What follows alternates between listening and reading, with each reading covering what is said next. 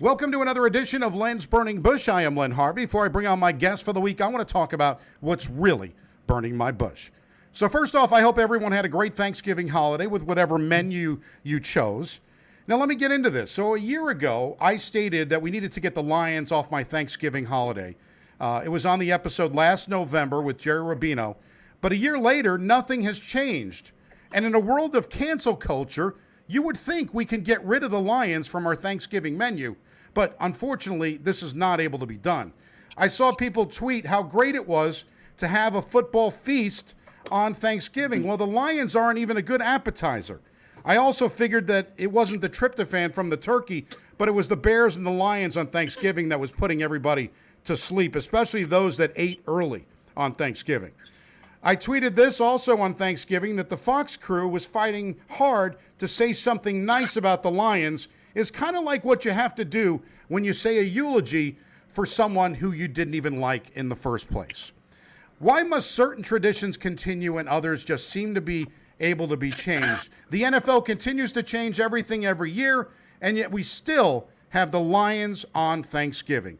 I guess the NFL knows what they're doing, because most likely this game, believe it or not, got better ratings than some of the World Series games did. So I guess they know what they're doing. But I saw another meme that says, with the Lions and Bears on Thanksgiving, now people had to actually talk to their families on Thanksgiving. So with that being said, it's time to bring on my guest for the week, and this is a special one. We go back to the 1970s, and we have not just one, but four guests this time for Back in My Day, Part 2, George Coronado, George Celentano, Mario Miglietta, and they all joined last May 2020, Episode 8. But we added another one to the group, one of our friends, Joe Janela, also joining. Welcome, gentlemen. Thank you for joining today.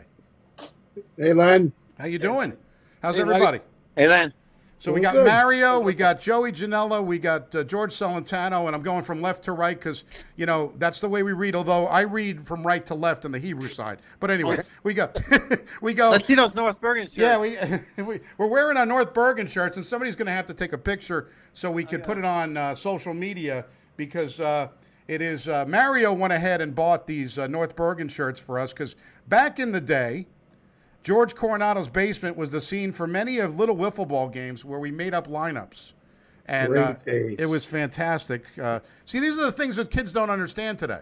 They don't understand that we made up things to do. We didn't sit on, we played some video games. Don't get me wrong. We had the Atari, the 2600, and Mario had the Intellivision, right? We played the football games. 9325. But we'll get into And don't forget Telestar. I know. We had the yeah. We were dying to play that. Absolutely. But we also went out all day till, again, we'd go eat our own steak. Although, George, you had to be home at 5. You had to go to Como's and get your stuff. But You're the boss. you're the boss. Exactly. One of our friends from the day, Tom Hokinson, wanted to say a few things. He said, he wanted to appear on the show, but he had a Samsung phone, and God knows I didn't want to deal with that nonsense. But with the Samsung, but anyway, he wanted to say that he really appreciated our friendship growing up. He said it was great those times, and I agree with him 100%. I think it was great. And Jerry Piemonte also chimed in on social media, and he wanted to say that we got to talk about the football games, and of course. Celentano, we didn't win a lot of those games, but we did win. I think we won half and half. Janela thinks we won more. You think not. I want to say that, let's just say we won more than they did. Yeah, I think there's no doubt that we won more than We one team. definitely won more games. Okay. Yeah. So just to give you kind of a little bit of introduction here. So we've got George. Everybody, we're going to have a picture later on social media that shows the neighborhood from the Parker Imperial building that Joe Janela was nice enough to share, and showed kind of the proximity of all of the houses. We were within kind of a walking distance of all of us in North Bergen, growing up in North Bergen. And Those are great pictures. Those are the great pictures. And we saw where everybody lived. So George lived on the corner of 79th Street, and then we kind of moved down a little bit. Janela was a little bit further up on 79th Street, and then Mario lived on the corner of 78th Street, right? Off of the corner, right there, Park Avenue. And then Celentano lived on 76th Street. So we were all, I was on 78th as well. So it was pretty close. So the time period that I remember fondly is from 78 to 82. Those are the kind of years, and I talked about this in the last episode. I was kind of like the David Caruso character in NYPD Blue. I left a little bit early. Did not stay for the full entire series, but I loved the 4 years that I was there. It was like I was whacked or something from The Sopranos, back in those days. Hey, Len, it was so ironic, and I tell everybody this story every time, I talk to people about our friendship, the group that's on this phone, plus a few others. It was amazing that every one of us on this call went to a different high school. Yeah. And we all lived within 3 blocks of each other. It is amazing. And again, you could even talk about Ricky. He went to St. Joe's, you know what I'm saying? It was incredible how most people, when they grow up, they make friends with people in school, and they stick with that group of people. We actually stuck with our group on our block, and our school friends were secondary. No, I agree with you, George. And one of the things that you look at through those times is that I think it was because it was an impressionable time. We were all kind of like, in the area of 11 to 14 or so, those type of ages. And, I think that's when you really start to figure out what you're going to do and what you like. And we really, we did a lot of things we shouldn't have done. We probably won't talk about all those in the podcast, but I think that from what we did back in the day, it might not be so bad from what today is, though, too.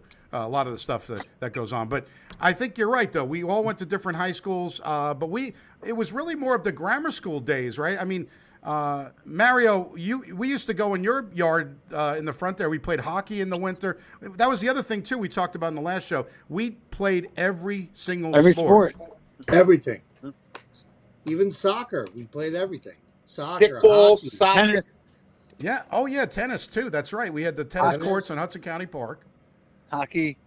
Yeah, we played hockey. Basketball. And it was fun. I mean, it was a lot of good times. Now, Joey Janela, you got a lot of good stories, so we want to bring you on and kind of talk about what you remember from those years and, talking about everybody. Well, first of all, the funniest part of our stories are the rules that we had. I mean, we had some hilarious rules that If you want to call it that. I mean, one of the rule was if it hits the wire, then you can get an interception, right? Some games it depends. Wait, it depends what team Sully was on. Yeah.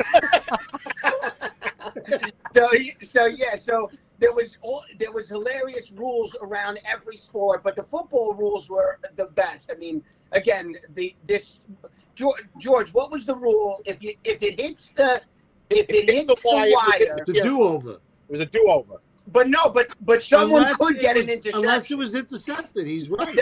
Unless it was intercepted. If it was So intercepted, you could it was intercept off the wire. Yeah. So, Len, the funniest part was that was the way life worked. We had these rules, and you stuck by them. Some of them made no sense at all, but we sort of lived in this incredible world together, just laughing. Well, the most important rule, and the one that superseded all the rules, was we'd be fair about picking teams, and it'd be Mario and George. Yeah.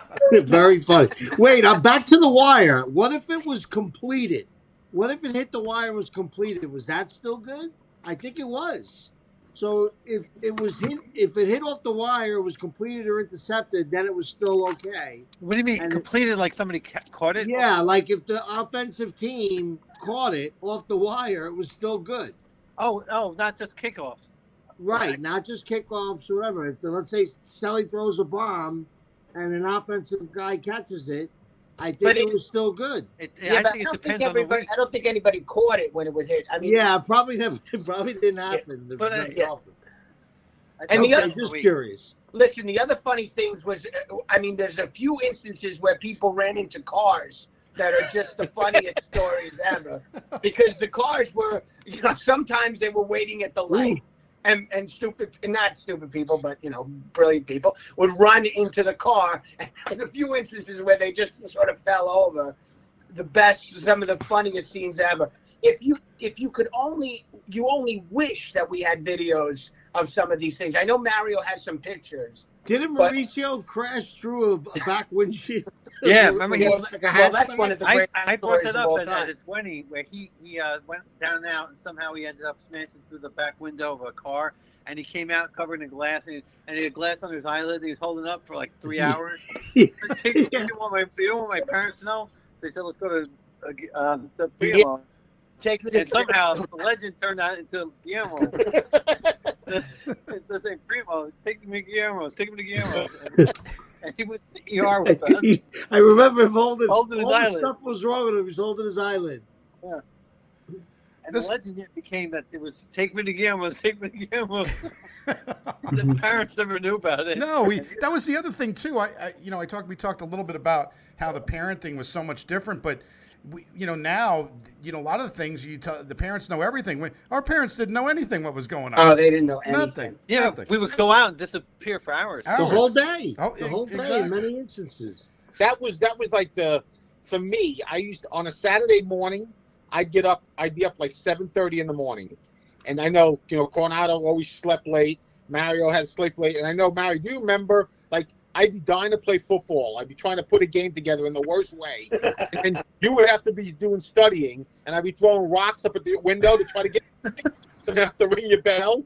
Oh. And then I go to Coronado's house, and he would just get out of the shower, getting pissed off that I got there too early. I told you 12 o'clock I'd be out. Yeah, that was 10:30. I mean, I was so into the whole football scene and the whole competitive nature of it.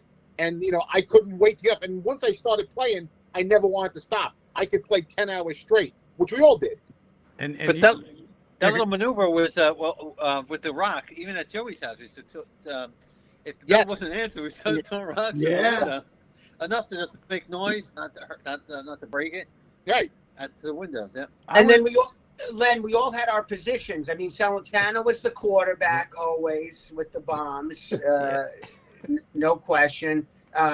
Coronado receiver, Mario receiver, me receiver. But at the end, I did do a little bit of quarterbacking. Certainly not like Celentano, please. But yeah, we all had our positions, and especially when we were walking in to play these competitors that we were always dying to play. How did you get the Steve Barkowski Atlanta Falcons number 10? What was it? How did you get that jersey? Why did you have? I used to go out every Christmas when I go out. I always buy a football jersey. It wasn't even my own team sometimes. I'd get a Cleveland Brown jersey from Mauricio. You know how crazy that stuff was? And you know what else I was thinking? I was thinking that we also played the other crew. We played the Marty Delaney and Dervish. Yeah. I'll never forget one game against Marty. I intercepted a ball and went for a touchdown, and we won the game. And Celentano was so excited. I could have done better because we won that game against Marty. That's like an away game on Broadway? Oh, it was. It was an away game. We had to go to their field. And that field was horrible, right? It was by the not church. good. Yeah, by the church. It was a miserable field. Miserable church. Miserable, not the church, but the field was terrible. Yeah, it was. It was small. And Juan's, they played up by us, Juan, and we played in front of the football thing. 76. Yeah. We did it, not as often. It wasn't as good as Park Avenue. Yeah. That was the premier field in the league. Yeah, that was the premier league.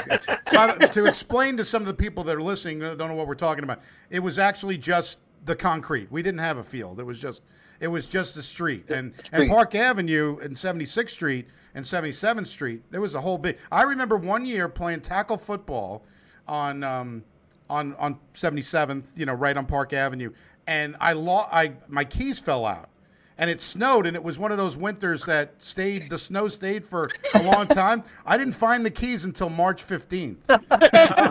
That's great. I got in trouble for losing the keys, and I had to buy another keys. But luckily, I found them again in March. It was kind of thing. But we played on the street, concrete. There was no grass or anything like that. It was just concrete.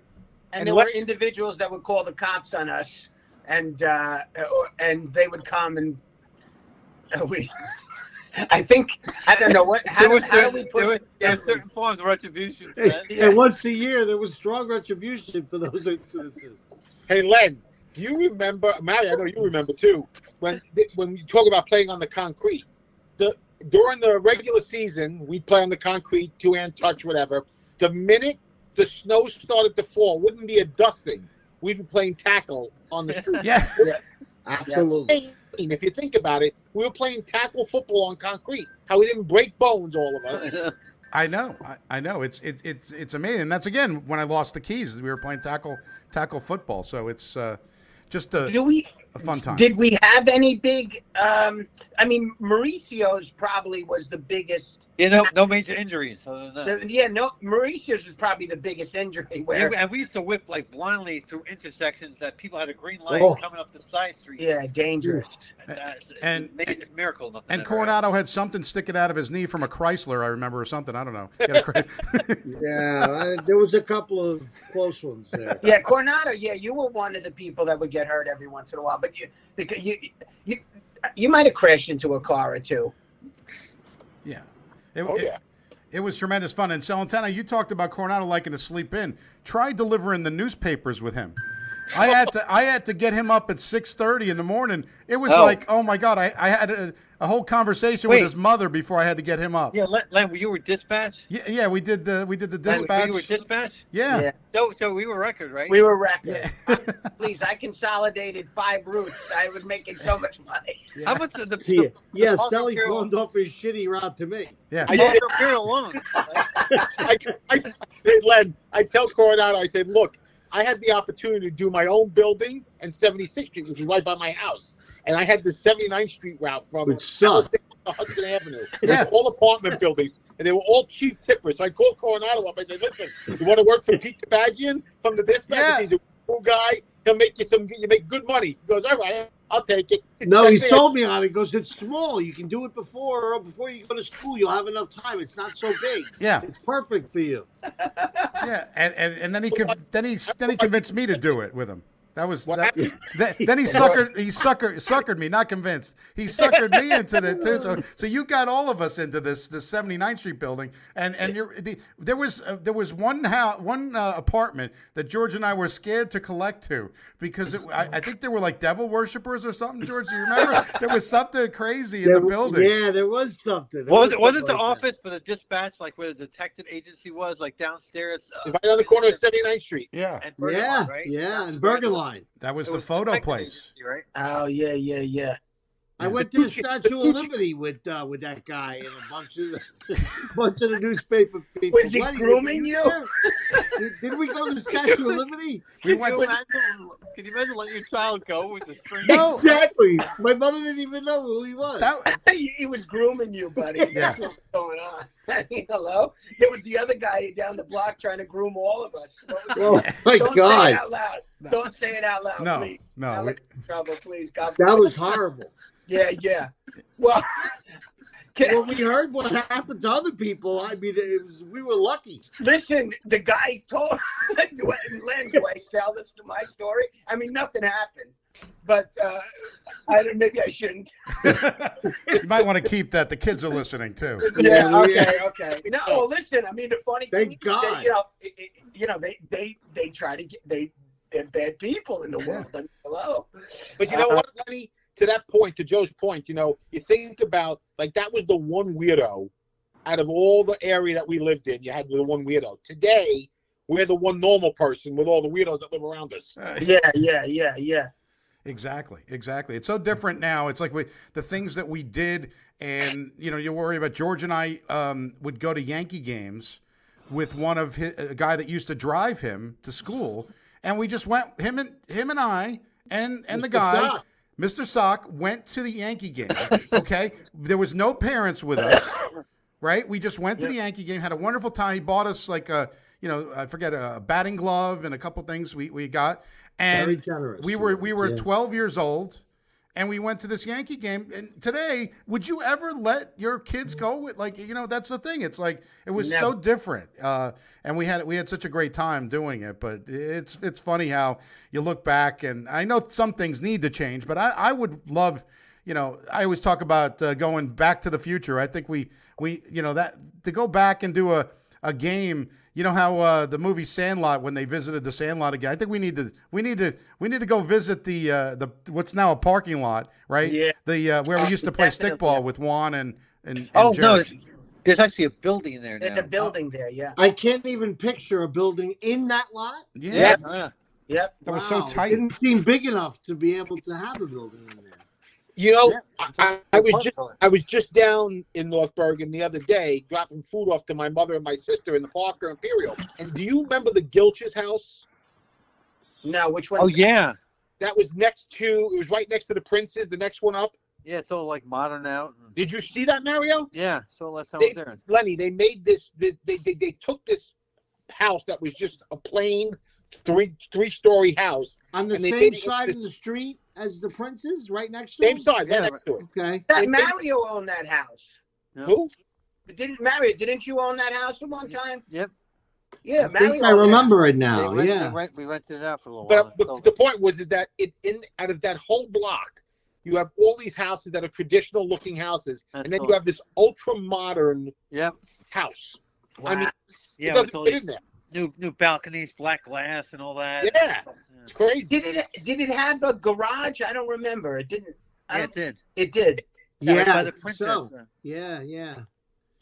That's, you know, Well, my house is gone. Yeah. Yeah, your house is for nothing. It's insanity. And Well, there's because I hear nothing- they keep trying to build 3 or 4 houses, and people are trying to stop them.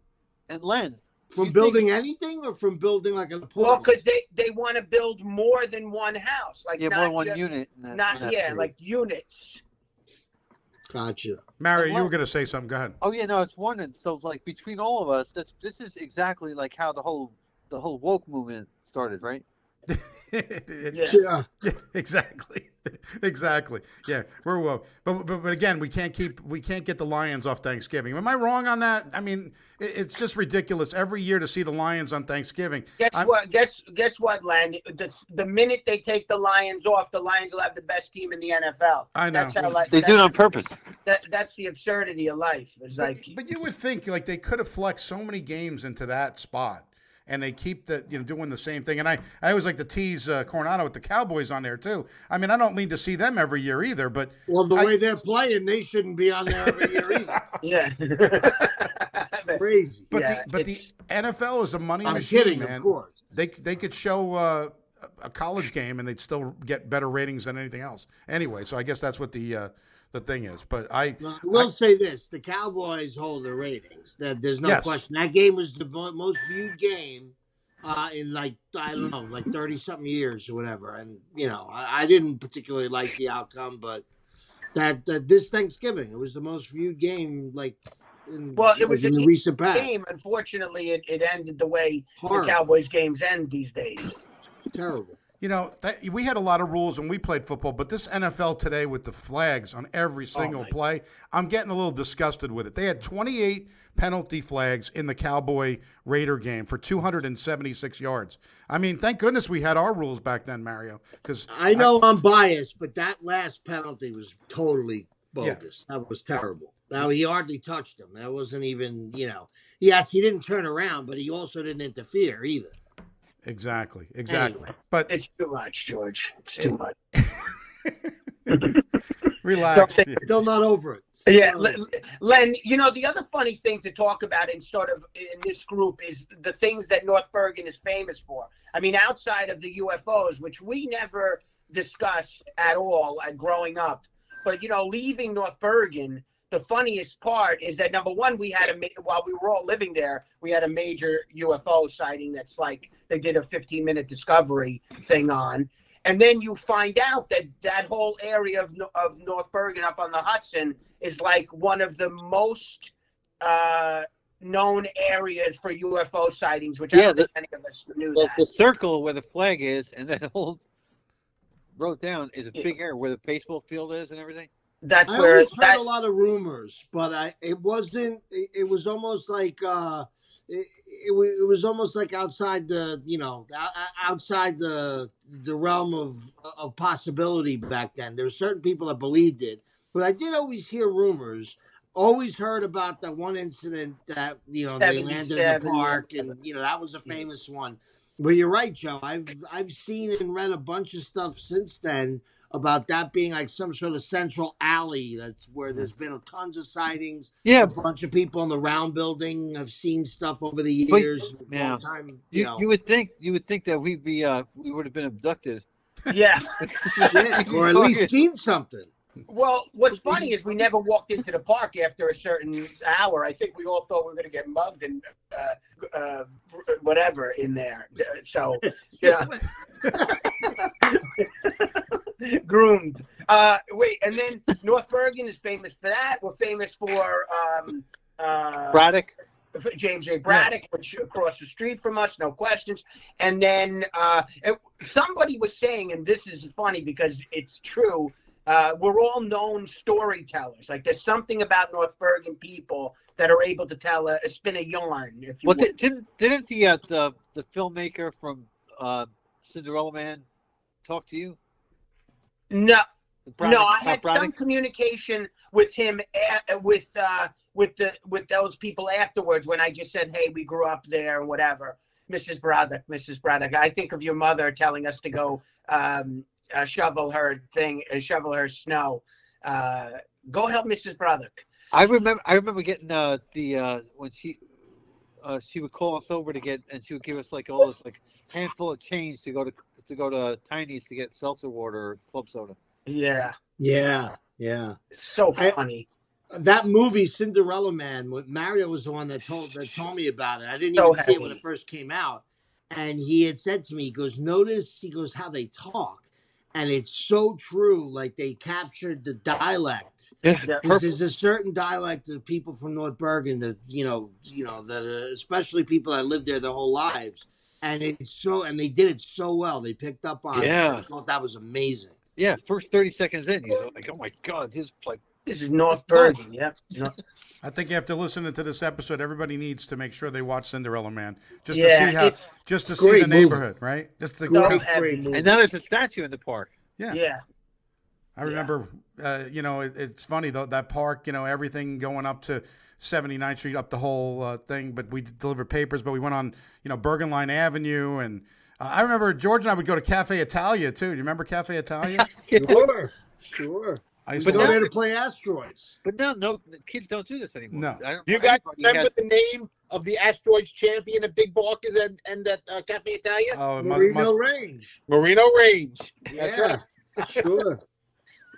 Awesome. That was the other thing with the video games we did. We played asteroids and all of the games, but Big Barkers that was like a little. See, people don't see the local places anymore. To have a Big Barkers was George and I would go for breakfast, and then Celentano would join because even though George had eaten breakfast, he'd want to kind of go exactly.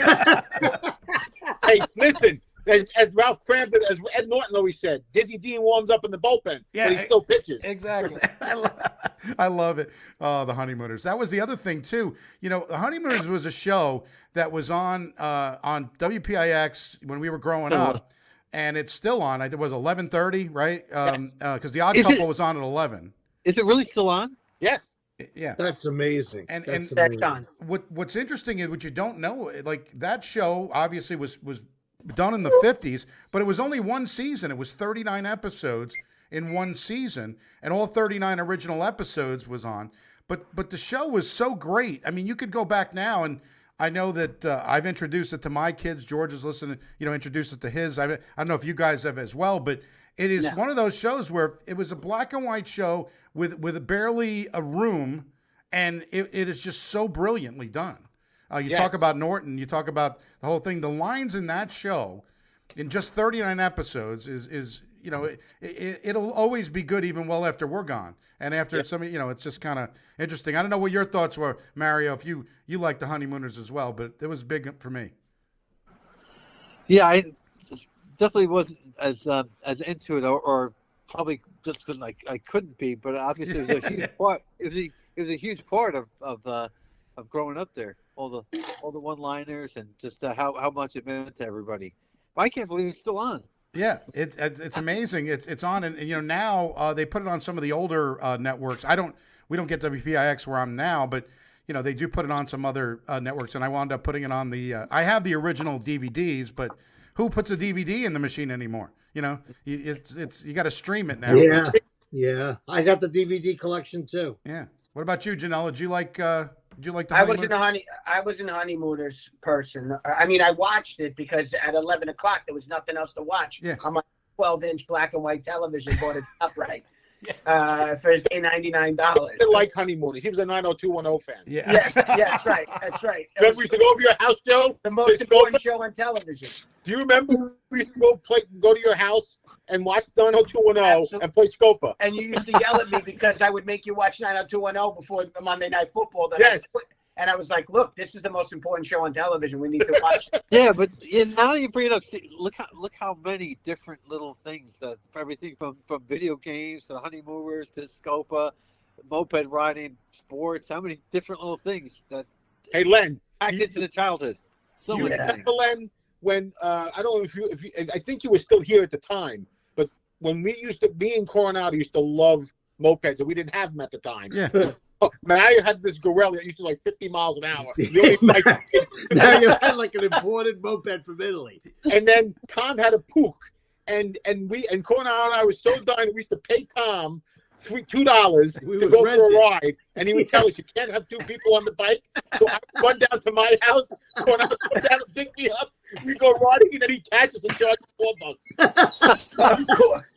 So funny story. My mother never wanted me on the back of any of those bikes. To this day I couldn't ride it. And now I just got motorcycles. So I finally, Did you really? at over 50, I decided my mother wasn't going to let me not enjoy this stuff anymore. So I got motorcycles in the garage now. Oh, really? Wow. I remember going on the back of Joey Janela's regular bike. Yeah. And he tried to was go the down the best. steps on purpose. Remember you go down the steps or That's down right. the ramp that's where the railing was. What about the great basketball games in his backyard? On Oh, this little, best. so My hook Well, shot. My hook shot. With that thing in the middle, Just in the middle, yeah. I was just thinking that. Yeah, that that was broken ankle. wait a minute. So we should tell we should tell everybody. So I had a round backyard Patio. thing, patio, and then the basketball court, and then in the center the holder for the umbrella sort of sat there, and that was home field advantage. But that because was all like these people, that was because all these fixed people into would the show up ground. to It was play like in the an iron backyard. thing. Mario, when they would show up to play in the backyard, inevitably someone would go straight for the Oh, yeah. basket. And that thing would lay them out. Yeah, you had to adjust your game to that thing for Yeah, sure. Exactly. And For sure. luckily, no one ever got really horribly maimed or disfigured by that thing. But Incredibly. but Incredibly. people were smacking into it all the time. You're like, oh, sorry, home field advantage. That's right. Hey, Len, do you remember our trips up to? We used to take our bikes, you, me, and Coronado. We go up to the Palace, not Palisade, but Cliffside Park. Yeah. I was just Go going to to say lunch. that. Yeah. I was going to say Sally would that. always want to stop at the McDonald's. Oh yeah, we would always stop at the McDonald's in Cliffside, but that was about a few miles. I can understand getting a little hungry after that. I mean, That was the only McDonald's that was Right. close to us. because the Burger King was over by Nungesser's. So we had Right. a Burger King Yeah. by Nungesser and a White Is Castle. that still there? Is Nungesser still there? No, the bowling alley is long gone. Unfortunately, I think. Really? Yeah. Yeah. What's there?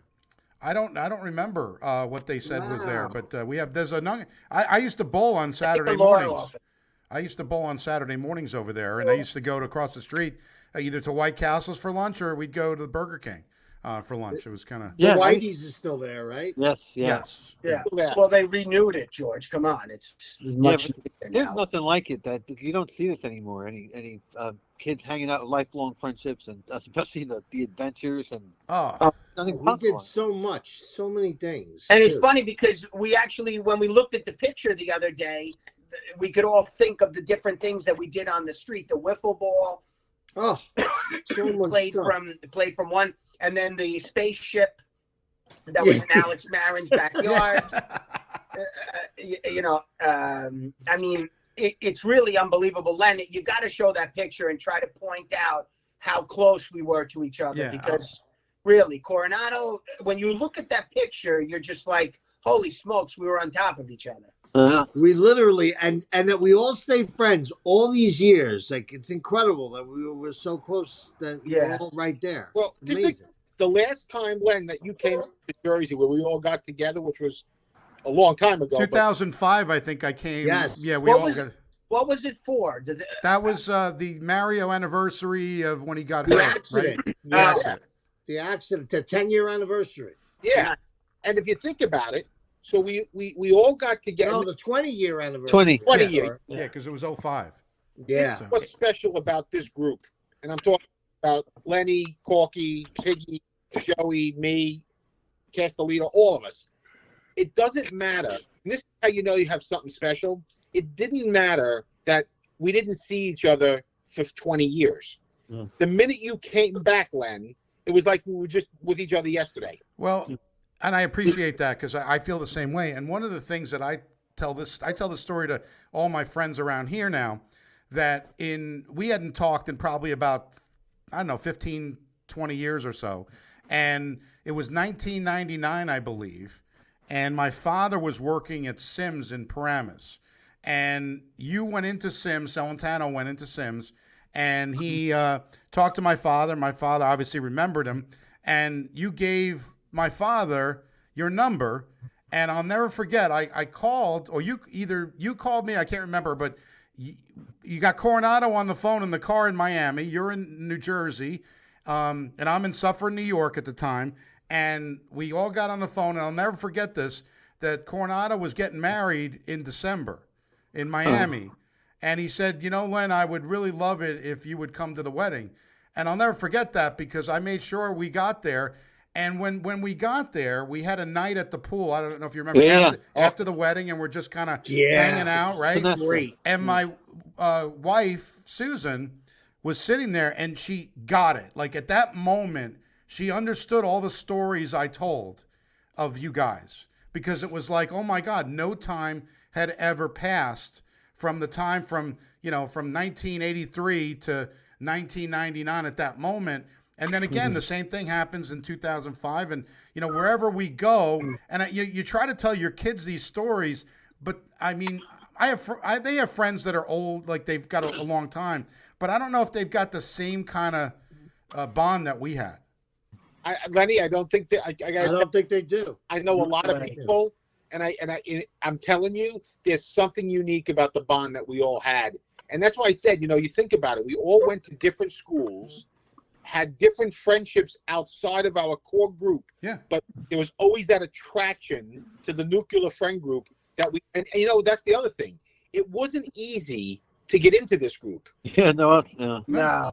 A lot of people we met and hung out with as acquaintances over the years, but the nucleus never changed. Right. Well, I would never forgot the fact that, when I moved to North Bergen in 78, so I moved in November of 78 to where we were. So you guys were already established by then. And I was, I think at that point I was still 10, because I think I turned 11 in April. So I was still 10. And, I didn't know anybody in this. I had been going to Horace Mann, and I stayed going there. So I had friends that were on the other side of the boulevard, right? And it was just so great. You guys invited me to play right away. I mean, Joe Bartulovich across the street would invite me. Him and I went to see Meatballs together. I mean, in the theater, the Mayfair. Do you remember the Mayfair movie theater? I mean, just all these people that were there, everybody just welcomed me. And like, they didn't know me from Adam, but it was like, hey, and then we would all hang out. It was not like, we sometimes would pair off where George would but most of the time though, it was all of us. We should do this. We should make a tradition doing this. Yeah. It's better than watching the Lions play. Oh, absolutely. I'll tell you, that would, this has got to be better. Anything's better than that. But Lenny, the good news is that you were there to be one of the extra people that George had needed on a Saturday morning. Yes. And that brought you to the crew, no questions, because at the end of the day, we needed to have the game. That's all that mattered. Yeah. No, I don't, again, it comes back to the Sandlot movie, which I look at and think of, that's the kind of thing. I mean, I was a little more athletic than Smalls was, but I think that it's kind of funny how you be part of that group and you look at the movie. If you guys watch it, there's a couple of things that I watch that I think of us, and the Sandlot's one, and Entourage is the other. I mean, I don't know if you guys feel the same, but Entourage is kind of that, when he brings his friends, and if George was ever a movie star, he was ever Vince, that would be, our group, right? I think. Yeah. So that's kind of how I would say. But I just enjoy it. We should do this more often. I want to do it in person. Yeah. We've got That to. would be great. I know Mario talked about the Derby and coming out to Kentucky to do the Derby. That would be fun too. Yeah. Anything. Yeah. Len, the other funny thing is that if you show a picture of anything to any one of us, we all probably have a memory of it. So if you showed a picture of Mario's corner on 77th or Celentano, some other position or something, we all have some story around each one of these different locations, spots. It was really incredible. I mean, growing up, because at the end of the day, 79th Street was a place that we would sort of sit and hang out in front of the park, and we and sort of hang, and I don't know, can we say we would sort of drink and stuff, whatever. But we also had And stuff.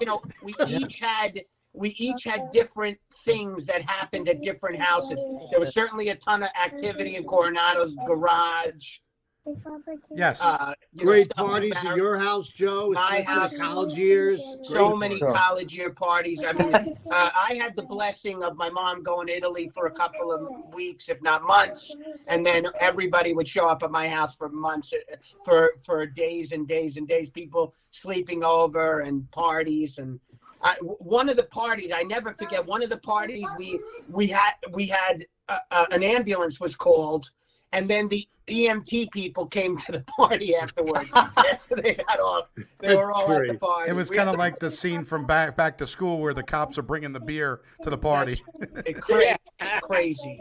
Or remember the parties when Mario's parents would go to Italy?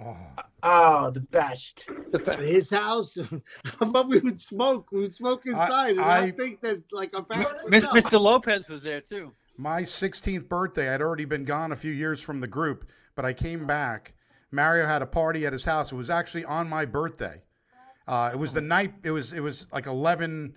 I turned 16 at midnight, but the party was the 27th, and it was just unbelievable. And I remember walking home from North Bergen to Fairview at the time. And my mother all of a sudden at the middle of the night she came in to give me my present, and I'm like, Mom, you don't need to be talking to me right now. Hey, what was that, George? And then also Ricky's house. We had we always had the parties at Ricky's house. But there was one hilarious story where George calls up one of those like the phone numbers. George, what was those party lines? Yeah. George calls the party line, and then all of a sudden he starts talking about something, and Coronado says the wrong thing that got George upset, and then Santano screams out, George Coronado, 79th Street, and he gives his phone number. Figures. Right. Kelly, what did you do? Do you remember that? I do vaguely remember the party line. I remember doing with Pokey Cardone. You remember Pokey, Lenny? I don't remember. Yeah, he Do was you a remember North Bergen calling, legend. remember calling information and asking him, say, I just want someone to talk to? He was a little lonely. He needed somebody to talk to. See, Len, that was the most mischievous stuff that we used to do, was call 411 and say we need someone to talk to. That was awesome. Anybody remember their phone number growing up? 844-505. What was that? 869-3597. 868. Oh, Joey's was 7499, right? Yeah, mine was 7499, but my family's was 3575. But 3575. Mario's number was a mess because he kept changing it because the mother didn't want us to 3909. call. 869. Hey, Coronado, don't forget your old number, 861 0327. 032. Yeah, that I forget. You're the only one who right remembers all the numbers. Mine was 869-3432. I had my own phone. That's and right. 868-1208 was my parents' number. I had. Hey, So. hey, I gotta run. Oh, Mario's got to run. Oh, Well, Mario leaving us. this is fun, and we got to do it again. Thank you, Mario. Yeah, even if it's not on the air, we got. Well, absolutely. We don't have to be on the air to do this, but I thought it would be fun to bring you on Len's Burning Bush to talk about back in my day, a second episode. We'll stay on for a couple more minutes, but great. Mario, good to see you, guys. and Yeah, we'll talk to you soon. Bye, Mario. Take care, Mario. Now. Ciao. That cat says goodbye. Yeah, Matt Cat, exactly. Yeah, can he just left? So, are you guys still there? Yeah, we're okay, here. good. All right, Here. so this we could talk for hours, which is great. I think that you look back at the time, it's just such a great experience. And again, I was gone in '82, but you guys kept it going. But even I just mentioned in 1985, I came back and did a party, and and then afterwards, everybody did their own thing afterwards. But it was a tremendous amount of fun. So I love it. Listen, for us growing up, I mean, there are stories one after another, but that's pretty much the best part of our existence. Just having something that happened when we were 12, something happened that we were 16, something happened. I had the burning situation talking about burning. That was a great story. Yeah, and then you got not the greatest. After that, Joe. I'm sorry? Lenny wasn't around. No, I'm sure Lenny wasn't around, but the visual of that was crazy. Crazy. Man. But then Crazy. also you guys had the big accident at 17 years old. I mean, hello.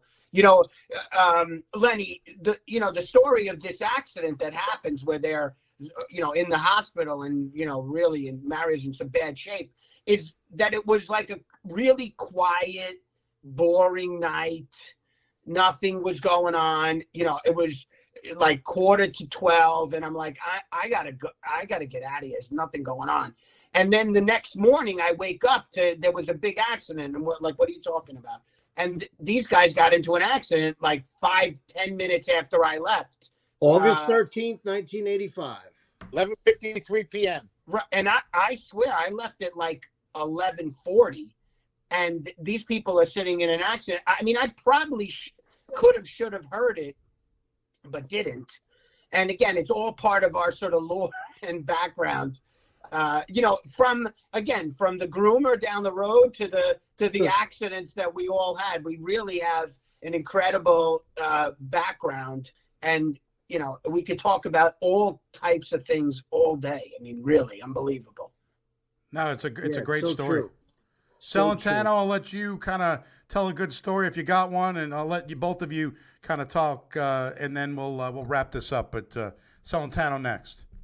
I guess some of the biggest or the most stories that I think of is really when I turned from from 14 to 18, and it was again that nuclear group of friends. We hung out with some people that were slightly older than us, like Tom Hokinson and George Castellito. Ricky was a little older than us, and I remember there was one get together that we had at Ricky's house. And it probably was about 40 people. And we were hanging out and, having some wine and spirits. And it was about 2 a.m. and we were all, very, very hungry. and they took me and Sharples to go to the White Castle and to pick up food for this group. So I get online. Now, you remember the White Castles at 3 a.m, 2 a.m, it was jammed. Oh, yeah. Well, you had to go. The drive up was jammed. The inside was jammed. Well, I get to the window, and I said, I'd like to have 150 burgers. And the guy behind me goes, damn, don't your mama feed you? What's everybody else having is what he said, right? Yeah, exactly. So we held up the line for about 40 minutes, which I was not the fan favorite there. But the football games, Len, where we get up and we literally play 4 games, from 11 o'clock, 11:30 till 5 o'clock when I had to go in. And I mean, again, I think what's so special is, no matter how, all the stuff, the challenges in the world that we were living within, and all the craziness that, our parents thought was crazy back then, we all still were, like you said, we were out there and engaged. We found things to do. Our mischief today would be considered nothing. You know what I'm saying? And I guess, like I said, from a story perspective, I can tell you 50 of them, but they all hold a special place in my heart, whether it's a sports story, a partying story, a personal story. And like I said, I'm just grateful that I can go back. And I'm very proud when I tell people about the friends that I've had, because they say, you have one good friend, you're lucky in life. And I can truly say I have many. And that's what sticks with me about this group as being so special. That's the memories that I cherish every day, that I talk to my daughter about and to my wife about, is just how we grew up and all the different people that were involved that made us who we are today. Oh, no question about it. So, Coronado, you got anything that you wanted to add? Yeah, I'll just say that we grew up in a very special place, and we were blessed to have very special people around us. Uh, One thing that when I think of North Bergen, I think of many, many things, but one thing that we've touched on in a lot of different ways, but it was a blue collar town in a lot of ways, but there was a toughness to it that anybody who grew up there would just know what I mean by that.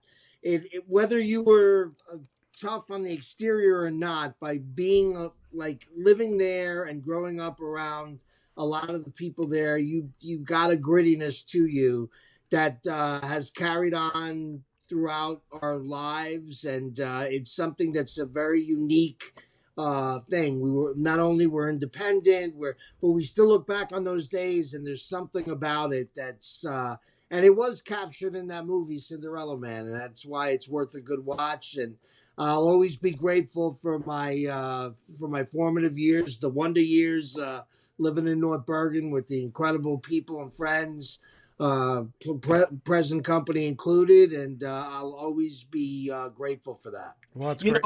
Wherever you went, Lenny, if there was a North Bergen crew in there, you felt comfortable that you had other North Bergen people that had your back. George, what was that story where someone was bothering you and like Joey Filato was sort of right there? Great story, and it just touches on what you just said. I was walking down, not far from your house, Joe. I was on 79th going to Broadway, and I was by myself, and I don't know why, and it was a weird situation where I don't even remember. It was during the day, but it was like at dusk. And all of a sudden, there's this big group of people that I don't know where they were from. They weren't from the area, Right. but they all of a sudden like just started approaching me or whatever.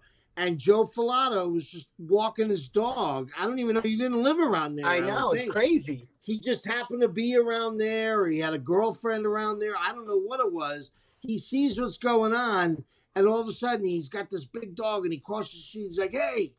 He goes, "Don't fuck with him," or something. Excuse my language, but he was just like, he basically, like you said, had my back. And I didn't go to school with Joe. I knew him from some football stuff, but not. We weren't incredibly close, but he definitely he protected me for sure. I was a little younger, and he saw that I was in need of some help, and he helped. Yeah. So Well, it was a cool story. Those are great stories. I love them. I like the fact that all of your parents, took me in. They all, I was a thin kid, so they wanted me to eat. So that was always a good thing. That's right. I enjoy that. But I love the fact that even today, that Sally, your mom's on Facebook.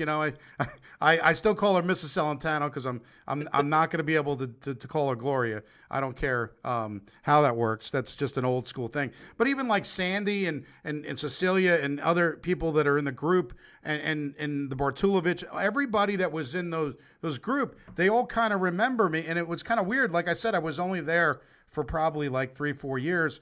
But it was interesting how even today, Sandy will remember some stories of me there, or Cecilia will remember our stories when we'd go and you bring me up, and for some reason I'm remembered. I guess that's a good thing.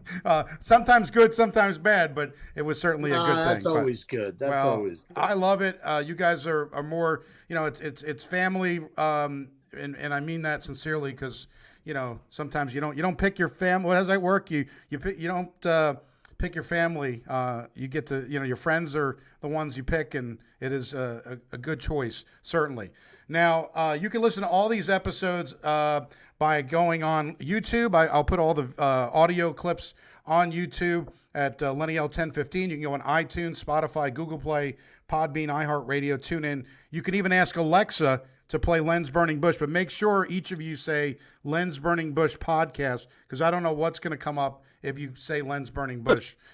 Just be careful. Just be careful of some of the things when you type in. You can like it on Facebook at Len's Burning Bush, and there also are the podcast episodes now on Facebook. So all 85 previous episodes are on Facebook as well, and you could follow on Twitter. But thank you guys so much. Thanks to Mario Miglietta, to Joey Janela, to George Celentano, to George Coronado. And no, we were not part of The Sopranos, but we had a fun time, and it could have been that kind of group. That's the way it was. But thank you guys so much.